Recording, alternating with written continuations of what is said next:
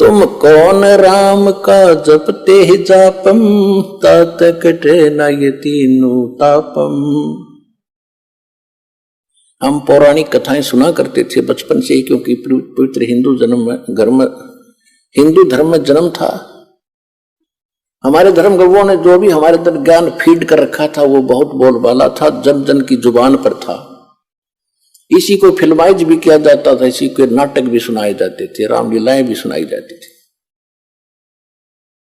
क्या था कि एक समय नारद जी कहीं तपस्या साधना करके आए थे और उसको भ्रम हो गया कि मैंने अपनी काम वासना, अपनी विषय वासना पर काबू पा लिया। अब जंगल में बैठा था मूंड मांड मुड़वा के, और वहां घास फूस फल आहार करके शांत भाव से रह रहा था।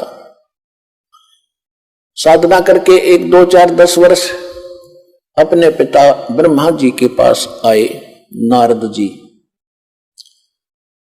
और ब्रह्मा जी ने कहा बेटा साधना कर आए। कहा जी, क्योंकि ब्राह्मण थे, ब्राह्मणों का काम में भक्ति करना था और तो काम ही नहीं था। बहुत अच्छा बेटा, खूब सफलता मिल गई होगी। कहा जी सफलता मिल गई, अब मैं विषय वासना के अधीन नहीं रहा, मैं शादी नहीं कराऊंगा, आजीवन ब्रह्मचारी रहूंगा, मेरे ऊपर कोई असर नहीं कर सकती कोई भी विकार।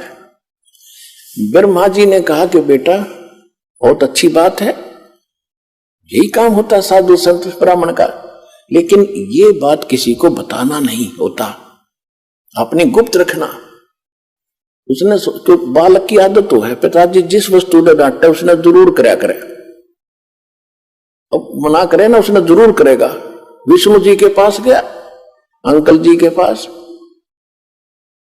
विष्णु जी से कहा कि भाई, विष्णु जी ने पूछा आ गया बेटा? कहां आ गया महाराज? हाँ भगवान, साधना करके आया हूं मैं जंगल में। अच्छा भाई, बहुत दिन में दिखा, कहां गया था? जी जंगल में साधना करके आया हूं मैं।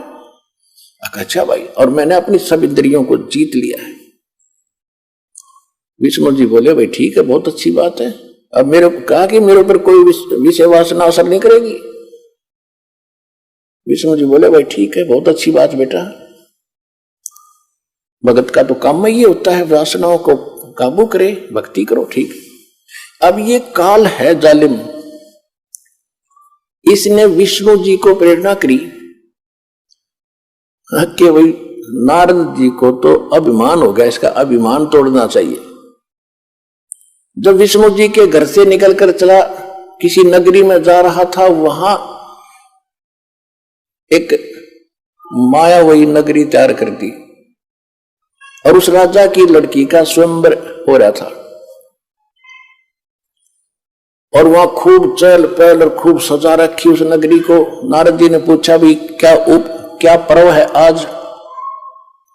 नगर के लोगों ने बताया कि राजा की लड़की का विवाह है, और इतनी सुंदर लड़की है कि शायद पृथ्वी पर नहीं एक परी उतरी है, और दूर दूर के देश के लोग राजा लोग आ रहे हैं।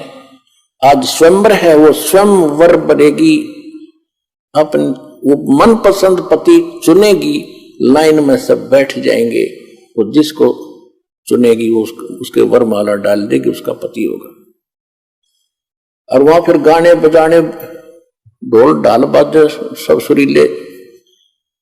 ये ब्याह के ढोल ढाल गीत गात बहुत बुरे होते हैं, ना प्रेरणा हो तो बनगी। अब नारद जी ने सोचा कि अभी देख लेते हैं, गृहस्थ जीवन भी देखना चाहिए। पिता ने ब्याह करवा रखा, चाचा ने करवा रखा विष्णु जी ने, और छोटे चाचा शंकर जी करवा रहे, तो ब्याह में कोई ऐसी बुराई तो है नहीं। यूं सोचकर थोड़ी सी दूर बाहर जंगल में बैठकर आधा किलोमीटर जाके और प्रार्थना की भगवान से कि साधना की मैं आज तक आपसे कुछ नहीं मांगा, आज एक वस्तु मांगना चाहता हूं विष्णु जी से। विष्णु जी का रूप मांगना चाहा कर, विष्णु जी बहुत सुंदर हैं, और उस रूप को मुझे प्राप्त होते ही लड़की स्वयं वरमाला डाल देगी, कहने की जरूरत ना पड़े मुझे। विष्णु जी आगे बोल बेटा क्या मांगते हो महाराज? ऋषि जी क्या मांगते हो? कि वचनबद्ध हो जाओ। वचनबद्ध हो गया विष्णु जी, मुझे हरि रूप चाहिए, हरि रूप चाहिए, मैं शादी करवाऊंगा। आज मैंने पक्का इरादा कर दिया है। विष्णु जी ने कर दिया तथास्तु। हरि माने बंदर भी होता संस्कृत में, उसका बंदर का मुंह लग गया नारद के। अब नारद जी चला खूब, ने सोचा तू आज बहुत ही हैंडसम है सबसे, और जाकर बैठ गया उस लाइन में जहां राजा लोग जवान जवान बच्चे बैठे थे राजाओं के। लड़की वरमाला लेकर आई, उससे बाईपास निकल गई। उसने सोचा इसने ध्यान नहीं पड़ा लड़की का, नहीं तो इसने तो सबसे पहले मुझे ही चुनना था। वहां से उठकर दूसरी पंक्ति में जाकर बैठ गया, नुआ कट गए। वहां और 10 कदम दूर कर निकली, उसकी शकल पे भी डर लग गए। तब साथ बैठे एक राजा ने उसको दर्पण दिखाया, तेरी शकल तक देख ले, हमने डर लग न हो रहा, या तो वरेगी कड़त ने।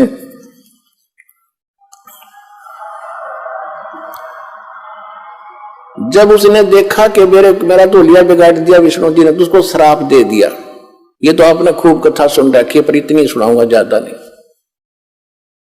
श्राप दे दिया कि एक पूरा जीवन, तू विष्णु जी को श्राप दे दिया कि एक पूरा जीवन जैसे मैं अपने आज पत्नी के वियोग में दुखी हूं, इस तरह तू सारा जीवन इसी वियोग में बिताएगा, और तेरी मदद मेरे कैसे मुंह वाले करेंगे, बंदर ही। कहने का भाव यह है कि दुर्दास सिर्फ इतना बताएगा, ज्यादा नहीं, क्योंकि सत्संग ये तो एक रामायण है, और अब हम सुनाएंगे सत्संग, इससे निष्कर्ष निकाल के। तो आपको मालूम है कि श्री रामचंद्र जी रूप में विष्णु जी का जन्म हुआ, राजा दशरथ से जन्म हुआ, सीता का अपहरण हुआ, और जो भी श्राप था उसने पूरा किया।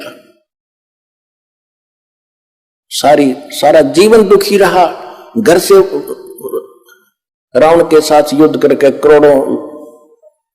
करोड़ों व्यक्ति मरवा के सीता घर लाया, और 6 महीने के 1 साल के बाद उसको बाहर निकाल दिया किसी के कहने मात्र से। आखिरी सांस तक वो अपनी पत्नी का मुंह नहीं देख सका। उसके बाद अंत में मालूम है श्री रामचंद्र जी का सरयू नदी में कैसे अंत हुआ। उसके बाद उसी दौरान उसने बाली मारा था सुग्रीव का भाई, एक वृक्ष की ओट लेकर श्री रामचंद्र जी ने, और उसका भी tit for tat Shri Krishna ji के रूप में देना पड़ा। वो बाली वाली आत्मा तो शिकारी बना, और श्री कृष्ण जी के पैर में तीर मारकर उसका वध किया। ऐसे ही वृक्ष की ओट में धोखे से धोखा लग गया। तो कहने का भाव यह है कि तुम कौन राम का जपते जापम, और ताते कटे ना ये तीनों ताप।